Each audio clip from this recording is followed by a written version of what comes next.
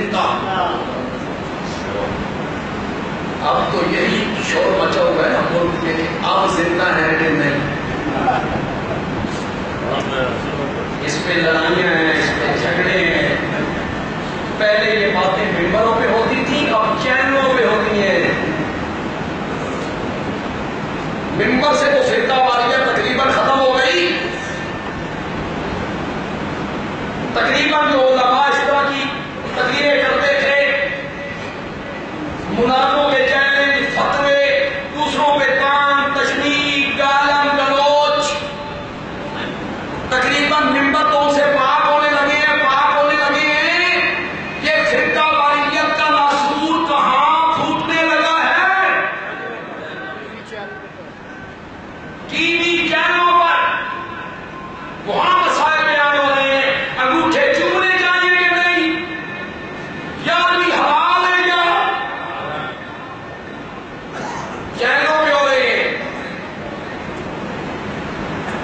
اور وہاں مزے کی بات یہ ہے کہ سارے کمزور عقیدے کے, غلط عقیدے کے لوگ اکٹھے کیے جاتے ہیں.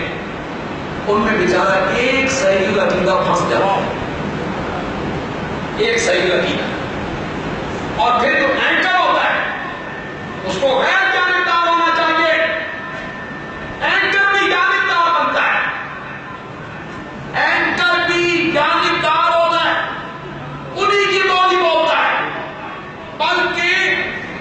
بلکہ جو لوگ ممبروں میں رات میں فرقہ واریت پھیلانے کے عادی ہیں اور ملک میں ان کی شہرت ہے کہ یہ فرقہ واریت پھیلاتے ہیں, انہیں بہت چینل پہ ٹی وی پہ بلا کے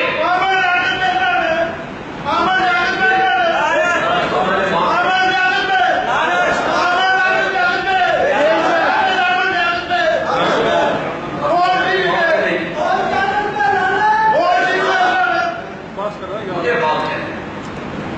لانتا شانتا لال کچھ بھی نہیں, اہمیت منتصہ لگ جائے, نعرے مار مار کے پیاس لگ جائے. لانتوں سے کیا ہوتا, لانتوں سے کیا ہوتا. لعنت اللہ علی الکاذبین. آپ کو کیا ضرورت ہے؟ قرآن کہتا ہے کہ ہر لعنت کرنے والی چیز ان پہ لعنت کرتی ہے, جھوٹے لوگوں پر. اینکر کو غیر جانبدار ہونا چاہیے, دونوں طرف کے علماء کو وہ سنبھال کے چلے. لیکن وہ جب جانبدار بنے, پھر وہ فرقہ واریت پھیلائے, پھر وہ حب رسول کے پیمانے اور حب رسول کا ترازو خود مقرر کرے. نہ حب رسول کا پیمانہ, حب رسول کا ترازو میں نہیں مقرر کر سکتا, کوئی عالم نہیں مقرر کر سکتا. حب رسول کا پیمانہ مقرر کر سکتا ہے تو صدیق اکبر کر سکتا ہے. صحابہ جن کے متعلق قرآن نے کہا فَإِنْ آمَنُوا بِمِثْلِ مَا آمَنْتُمْ بِهِ فَقَدِ اهْتَدَوْا. اگر تم میرے نبی کے صحابہ کی طرح ایمان لاؤ گے تو ہدایت پاؤ. حب رسول وہ ہے جو صحابہ نے سمجھا, صحابہ نے وہ پیمانہ ہے حب رسول کا, یہ پیمانہ ہے حب رسول کا. کیا انبیاء پہ میت کا اطلاق گستاخی ہے, بے ادبی ہے, توہین ہے؟ انا للہ و انا الیہ راجعون. اس چینل میں جتنے علماء تشریف فرما ہے ان سے یہ پوچھا جا سکتا ہے کہ سورۃ زمر کی آیت نمبر 30 ہے اور 23ویں پارے کی اخیر ہے. 23واں پارہ ختم ہو رہا ہے. آیت میں پڑھتا ہوں, ترجمہ تم کر. اللہ اکبر, اللہ اکبر. کر دو ترجمہ عربی گرامر کے لحاظ سے ترجمہ کرو. اگر تمہیں عربی گرامر آتی ہے, قرآن اپنے نبی کو خطاب کر کے کہتا ہے انک میتون, میتون. کرو میتون کا معنی, کرو معنی میتون کا. پردہ فرمانے انتقال کرنے والے، مفاد پانے والے، کرو مانا انک میت کا، یہ قرآن نے توہین کی ہے، حد نہیں ہو گئی؟ اتنے سستے فتوے ہیں تمہارے اور اتنے جاہلانہ فتوے تم لگاتے ہو کہ ایک مولانا وہاں کہنے لگے جو میت کہتا ہے، مردہ کہتا ہے، مسلمان تو مسلمان، میں اسے انسان بھی نہیں مانتا۔ جو تمہارے منہ میں آتا ہے تم ایک چینل پہ کھڑے ہو کے کہہ رہے ہو۔ آؤ اٹھاؤ بخاری، نبی پاک کا انتقال، حضرت صدیق اکبر رضی اللہ تعالیٰ عنہ کی گئے ہوئے، وہ آئے مسجد نبوی سے گزرے، حضرت عائشہ کے حجرے میں آپ کا دست اقدس سفید چادر میں ڈھانپ دیا گیا۔ حضرت صدیق اکبر نے آپ کے چہرے پر انوار سے کپڑا ہٹایا اور نبی پاک کے ماتھے کو چوما، ماتھے کو چوما اور چوم کے کہا، کرو ترجمہ کسی میں ہمت ہے تو، چوم کے کہا طبت حیا ومیتا، طبت حیا، حیا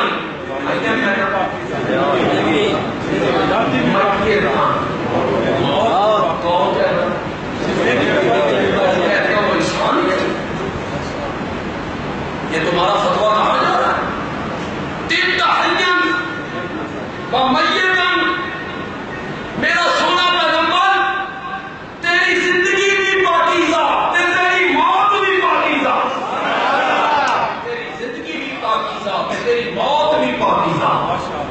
باہر آئے، خطبہ دیا، صحابہ کو اکٹھا کیا، ایھا الناس، بخاری سے پڑھ رہا ہوں، بخاری سے، ایھا الناس، اور لوگوں، من کان منکم یعبد محمدا صلی اللہ علیہ وسلم فإن محمدا قد مات، یہ ماتا کا معنی کرو، ماتا۔ حضرت ابوبکر کہہ سکتے تھے فاتا، انتقالا، تم نے پیمانے مقرر کرنے، ادب کا تقاضا یہ ہے کہ کہا جائے پردہ فرما کہ ادب کے تقاضے تم نے مقرر کرنے ہیں۔ حضرت صدیق اکبر کہتے ہیں اِنَّ مُحَمَّدًا قَدْ مَاتَ، اِنَّ مُحَمَّدًا قَدْ مَاتَ وَمَنْ كَانَ مِنْكُمْ يَعْبُدُ اللَّهَ فَإِنَّ اللَّهَ حَيٌّ لَا يَمُوتُ، جو اللہ کی عبادت کرتا ہے اس کا معبود ایسا زندہ ہے جس پر کبھی موت ہو۔ تم نے موت کو کیا سمجھ رکھا ہے؟ بری چیز ہے۔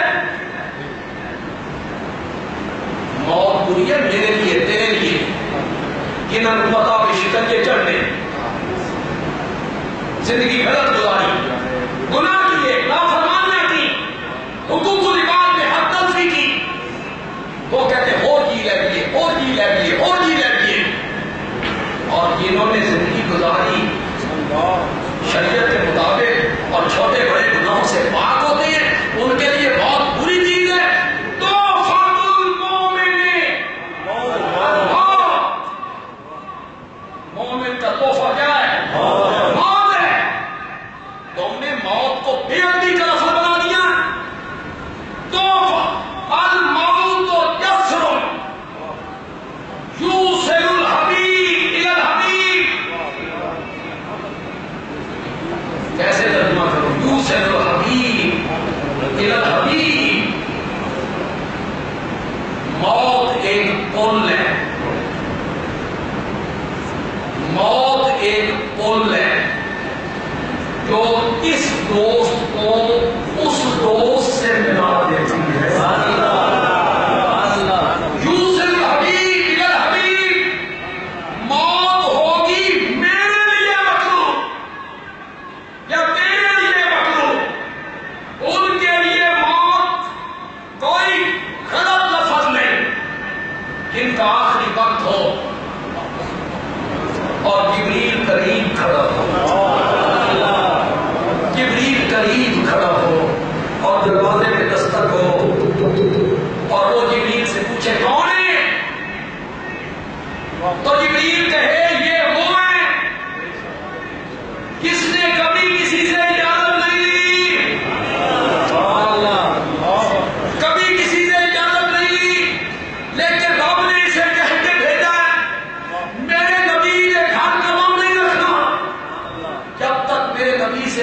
نہیں ہے.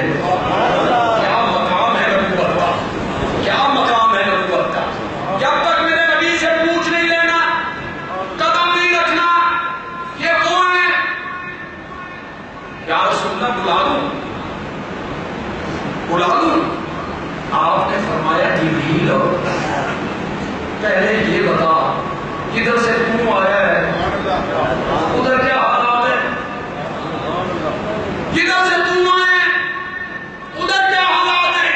جبریل نے کہا یا رسول اللہ وہ تو آپ کی ملاقات کے انتظار میں بیٹھا ہوا ہے, اور کس کی ملاقات کے انتظار میں نہ بیٹھا ہو اسے موت سے کیا تھا. موت کوئی بری چیز ہے کہ تم نے اسے ہوا بنا کے رکھ دیا. یہ تو صحابہ نے موت طلبہ اطلاع کیا, حضرت عمر نے اطلاع کیا, حضرت ابوبکر نے اطلاع کیا, صحابہ نے اطلاع کیا, قرآن نے اطلاع کیا. یہ مطالبہ کرنے میں, ہم حق بجانے میں کہ ٹی وی چینلوں پر فرقہ واریت پر مبنی پروگرام ان پر پابندی لگنی چاہیے.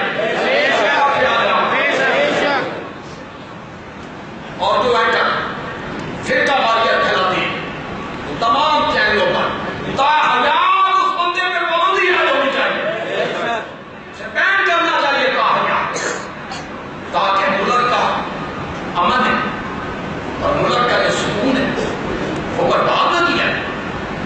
ملک میں فرقہ اس طرح تو ملک میں فرقہ واریت کا اصول پہ جائے گا. جب ٹی وی چینلوں پر یہ باتیں ہونے لگ جائیں تو پھر تو ملک میں ناسور پھیل جائے گا فرقہ واریت کا. اور ہم آپ سب یہ چاہتے ہیں کہ ملک کو فرقہ واریت کے ناسور سے پاک ہونا چاہیے, امن ہونا چاہیے. یہ لڑائی, یہ جھگڑا, یہ کیوں بھائی, یہ بریلوی جو بندی سارے مسلک کے لوگ بازاروں میں اکٹھے نہیں رہتے, محلوں میں مکان اکٹھے نہیں ہیں, دفتروں میں کلیگ نہیں ہے, کوئی جھگڑا نہیں, کوئی لڑائی نہیں, مسلک اپنی اپنی جگہ پہ ہوتا ہے. لیکن اسے لڑائی, دنگا فساد, گالم گلوچ اس کا سلسلہ نہیں بنانا چاہیے. چینلوں میں یہ بات شروع ہو جائے گی تو پھر اس کا خطرہ ہے. لہذا تمام چینلوں پر فرقہ